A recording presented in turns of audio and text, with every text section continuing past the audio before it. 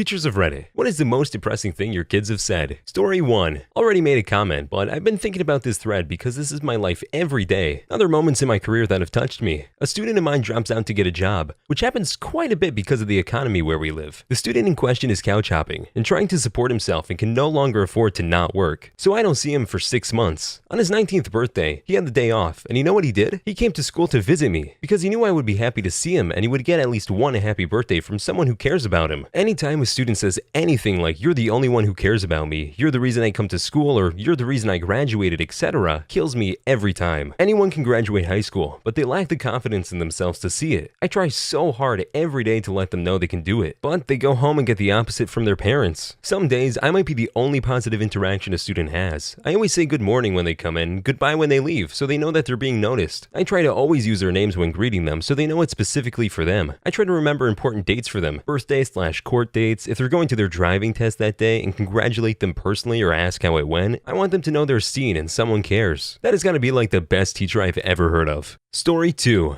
I ran holiday science workshops filled with brainy kids as you'd expect. There was an 11-year-old girl who was brilliant at everything. The content was clearly beneath her. Very quiet, respectful, well-liked by the other kids. Her parents were moving soon because she received scholarships to a year-old prestigious school. Whenever her dad came to pick her up, he was obviously proud, telling me all about her achievements. How she was in advanced classes, just won all these sports awards too, etc. Showed videos and photos of her winning all these soccer games. They enrolled her younger brother in similar sessions. He gave it a go in the first few, but really struggled. Always the last to finish and felt his work didn't look as good as the others, looked embarrassed to ask for help. He screamed at his sister when she tried to fix his circuit. Eventually, he just began acting out, putting off work, challenging me to get a laugh out of the other kids and messing around. After a disastrous month, he stopped trying altogether. He just came in one afternoon and sat there, not doing anything. I tried to engage him in the activity, and he said he didn't like what the other kids are doing. We could pick anything else he wanted to do. He just said something like, "What's the point? My parents will never love me as much as they love my sister." Story 3.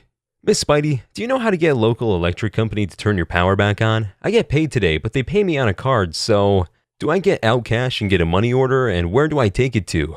Kid was 16, but the kid got their power turned back on that day, all by themselves. I didn't spit her biscuits, but teach them how to talk to people in call centers and make the introduction to the CSR. And then later, their power bill got reduced because the school social worker has programs for that sort of thing. The local power company sent them some energy-saving free stuff, including some light bulbs. Kid and their siblings have been short some lights at home for a while, and we got their water and sewer discounted as well. School social worker's a pal. Their surviving parent was trying.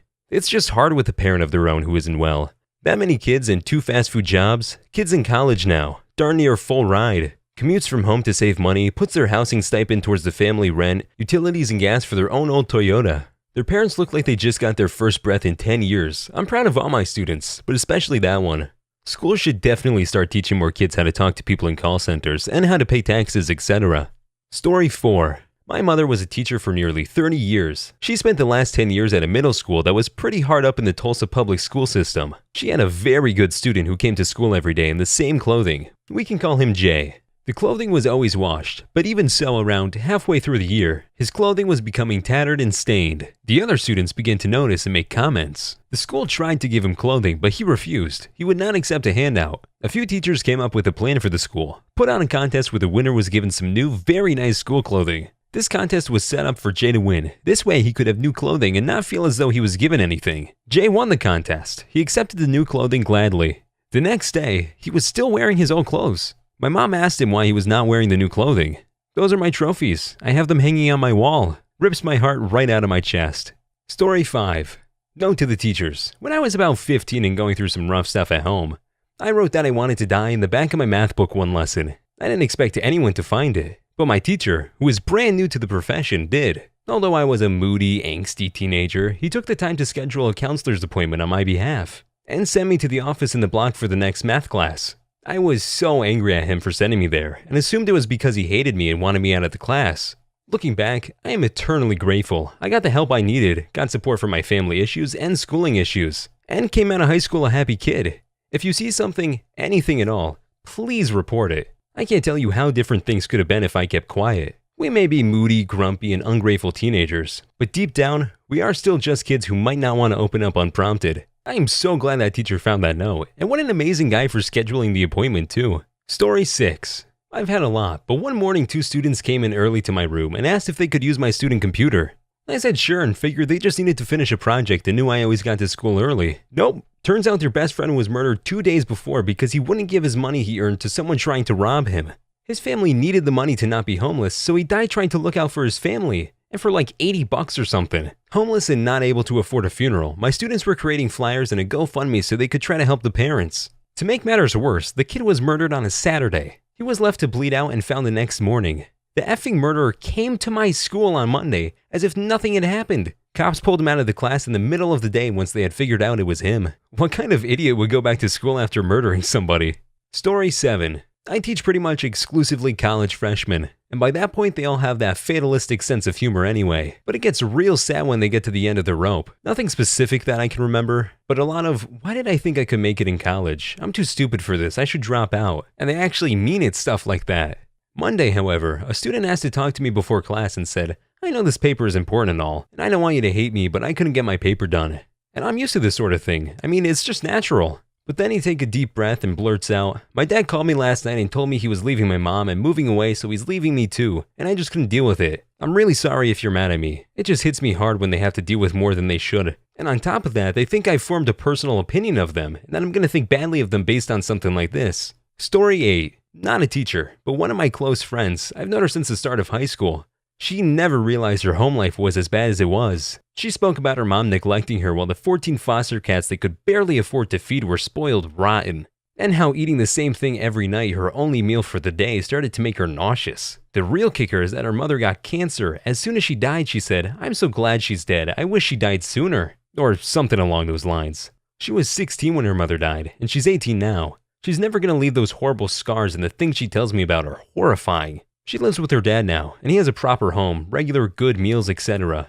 I have no idea how her dad didn't get custody when she was a child. He's an amazing dad to her and would probably do anything to help her more. Story 9. A couple in the running. My boyfriend was shot in front of me and unalived in my arms. The ambulance we called never arrived. Mom went to stay with my older sister, 3 states away for a while, and she told me I'm in charge of his 15-year-old brother, that we need to make sure we stay at a specific shelter. She never came back. A visibly sick student in class. Mom said she's working and I tried to call my dad. He hung up on me. He doesn't care about me anyways. On the first day of school, and the first day of my career. How was your morning? Dude took 2 to the chest on his front porch on my way to school. Don't worry though, I didn't see his face. What are we doing today? You know, I wonder if the dude the last guy saw get shot was the girl's boyfriend. Story 10. One of my students who was always in a good mood came into the class looking very down. She was not acting like her usual self. I had to get onto her several times for being on her phone. Again, very unlike her. She asked me if she could speak to me in the hallway. Kid, I'm sorry for being in such a bad mood today. Can I tell you why? Me, of course. Kid proceeded to take her cardigan off. She had a tank top on underneath. And showed me the welt she'd gotten the night before from her mother beating her with an electric cord. She says, my mother beat me for no reason last night and I don't know what to do. Sadly, it was not the first time I had to report. Story 11. I had a student that frequently lingered in my classroom after school. She often looked ill and was always very weird. One day she opened up to me and said that her mother and her live-in boyfriend shot up heroin every night. I told my principal after she spoke to me, and she informed me that CPS was already involved. A few days later, the same girl told me that her mom and her boyfriend would shoot her up with heroin and tell me that she couldn't tell anyone they were still doing it because she would get in trouble for doing it too. She asked me to keep it a secret, which I obviously couldn't because she was worried she would get arrested for drug use. She no longer lives at home, thankfully. God, that poor girl. I'm so glad she doesn't live at home anymore. I hope the mom and boyfriend are rotting in jail. Story 12. I can think of so many. However, the worst was a student who didn't plan to be around for the holidays. He had decided to end his life when school broke up, which at the time was the end of the week. He started making goodbye type comments, and when I realized what may be happening, I spoke with him. Not a new experience for me. He told me what he had planned and that I didn't need to worry. No one would miss him. I already knew a lot about his life, and this was the point in my life that I knew I was sitting with the loneliest person on the planet. Long story short, he is still well and good to this day, and still in contact with me after a number of years. Story 13.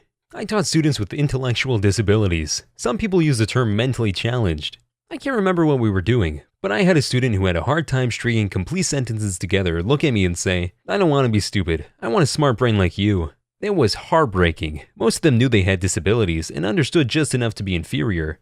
I was speechless. But if it had happened again, I'd remind this child of his remarkable gift of humor and bringing joy to others. Story 14. A 6-year-old preschool kid took my hand and wanted to show me something he had drawn. The drawing was in dark colors and sort of angry looking. He explained to me he had drawn his heart, which was broken and hurting very badly. He said it wasn't any fun when his heart hurt like that. He was often being excluded from the group by his classmates, sometimes even bullied.